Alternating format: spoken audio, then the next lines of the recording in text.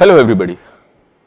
This is another video in the series where we are talking about telescopes. In this video we will talk about eyepieces and Barlows. Eyepieces are very important part of telescope as we have already seen. So how do I select my eyepiece? How do I know which is a good eyepiece for a particular object? How do I use the same eyepiece and get or achieve a higher magnification? These are the things that we will see. But let us start with where do we first attach the eyepiece in a reflecting Newtonian kind of telescope.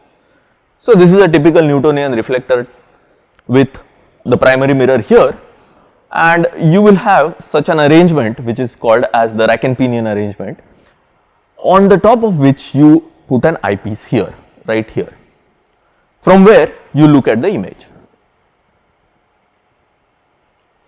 Eyepieces are of different types and of different focal lengths.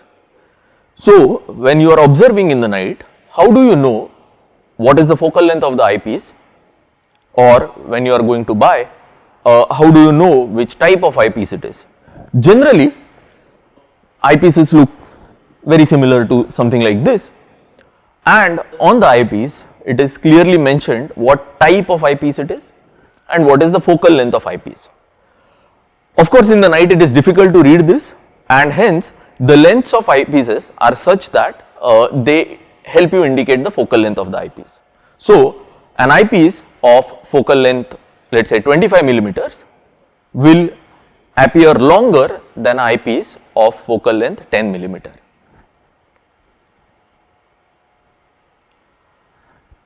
These are the things that we are going to cover today. We will talk about the magnification that an eyepiece can give us. How much area of the sky can we see with a particular eyepiece? How bright or dim an eyepiece can make an object? We will talk something about exit pupil, and we will see types of eyepieces, and then a very interesting kind of lens that we use, that is the Barlow. That is what we are going to talk about. Alright, so first thing is magnification. We all know that the magnification for a telescope is generally given by this formula, where M is the magnification, FO is the focal length of the objective, and FE is the focal length of the eyepiece. So for a given telescope you can easily see that as the focal length of the eyepiece decreases, the magnification is going to increase. Let us take an example here. So here is an objective lens, here is the eyepiece. Light rays coming parallel from a source at infinity will converge at the focus of the objective lens. So let us say Jupiter is here, this is the image of Jupiter because of the objective lens. At the focal length of the eyepiece, I will have this focus point, and when I see through the eye, parallel rays of light will come out from the eyepiece, and I can see the image which is magnified. Let us say now I reduce the focal length of the eyepiece. What happens is, you can see the comparison between two images. Here the focal length is longer and you have lower magnification. Here the focal length is shorter and you have higher magnification.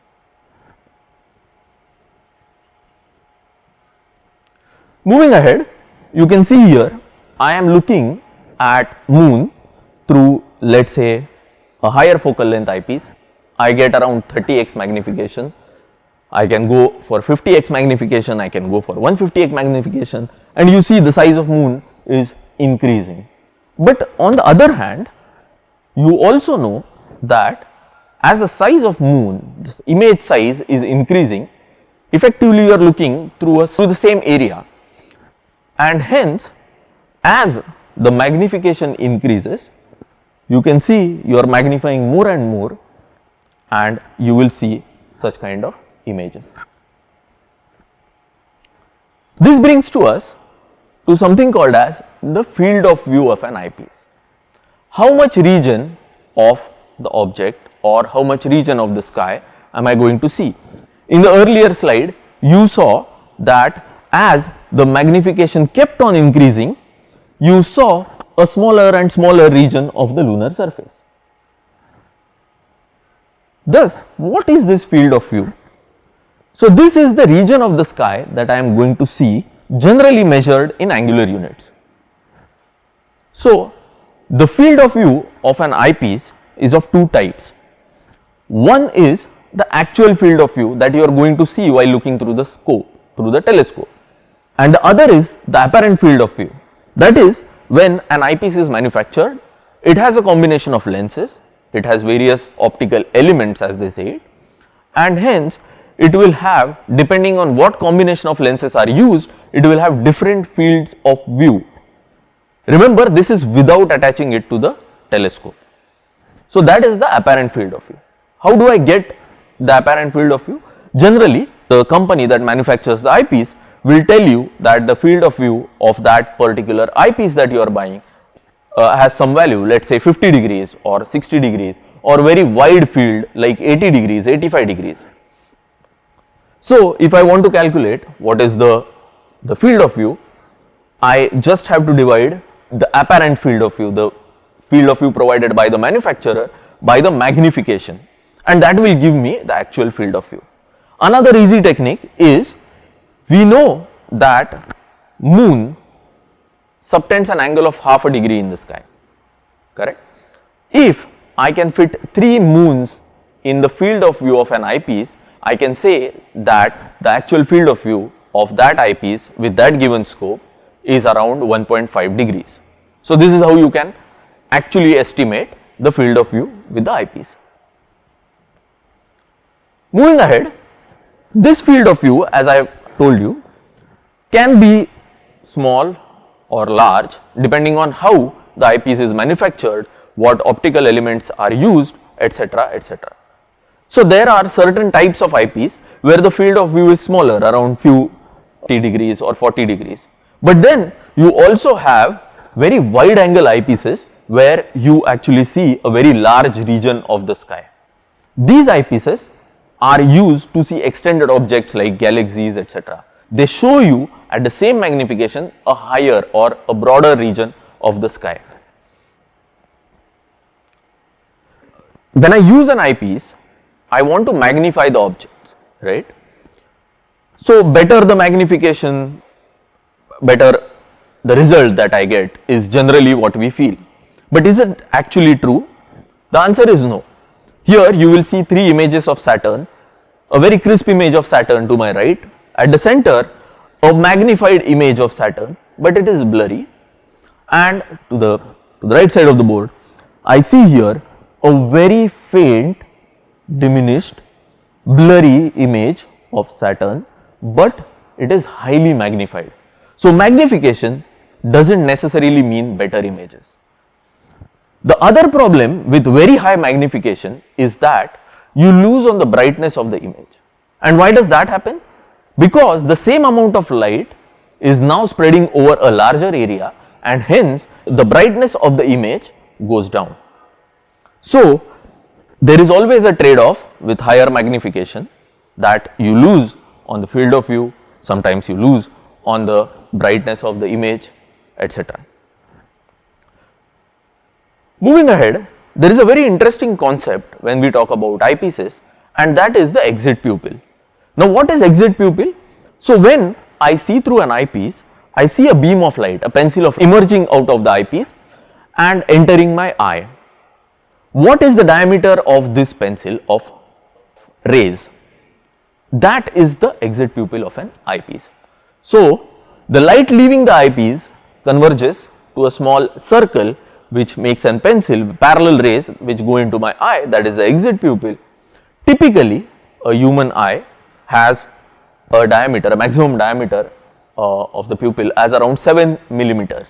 So, you already have a small eye with around 7 millimeter diameter.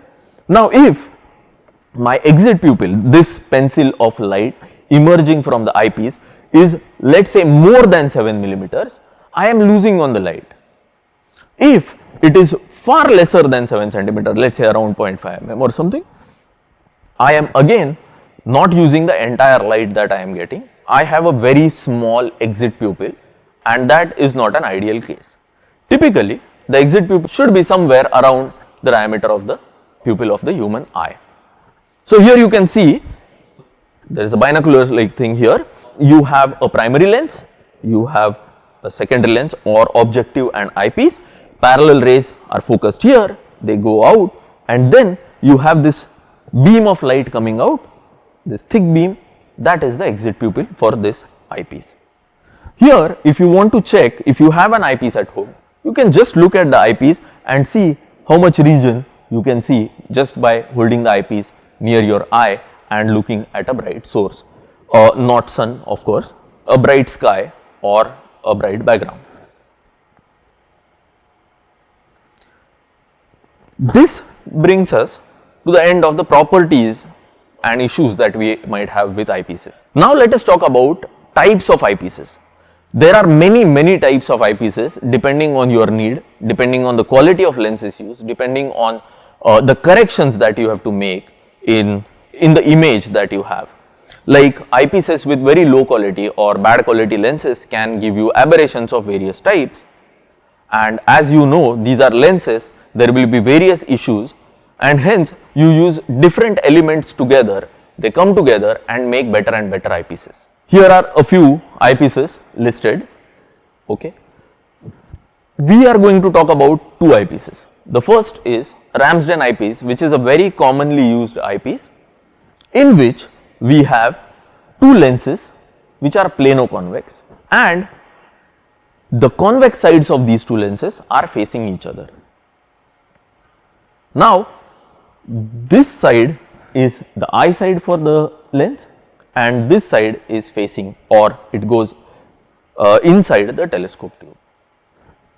The other type of eyepiece which is easily available nowadays and mostly they come with the telescopes that amateurs use is called as the Plössl eyepiece, a very old eyepiece just like Ramsden. The design is very old but a very good eyepiece, because Plössl eyepieces, as you can see, they are made up of different elements. There is a convex lens, there is a biconcave lens, and there are two such elements. So designed sometime in the 1860s, this eyepiece gives us a larger field of view, and hence they are ideal for deep sky objects, that is galaxies and nebulas and clusters, as well as you can see planets through these eyepieces without much issue. The only disadvantage, one of the main disadvantages of Plössls is that because of its optical design, you have a very short eye relief. That means you have to have your eye very close to the eyepiece. Now, what if I have a particular set of eyepiece? Typically, when I buy a telescope, I have a given set of eyepieces of few focal lengths, let us say 10mm focal length, 25mm focal length and 40mm focal length. If I have this set of eyepieces but I still want a higher magnification, what can I do? For that, we have a very interesting technique. What is done is we use something called as a Barlow lens. Here is one example how a Barlow lens looks. So you can see on my right side there is a 2x Barlow lens shown here.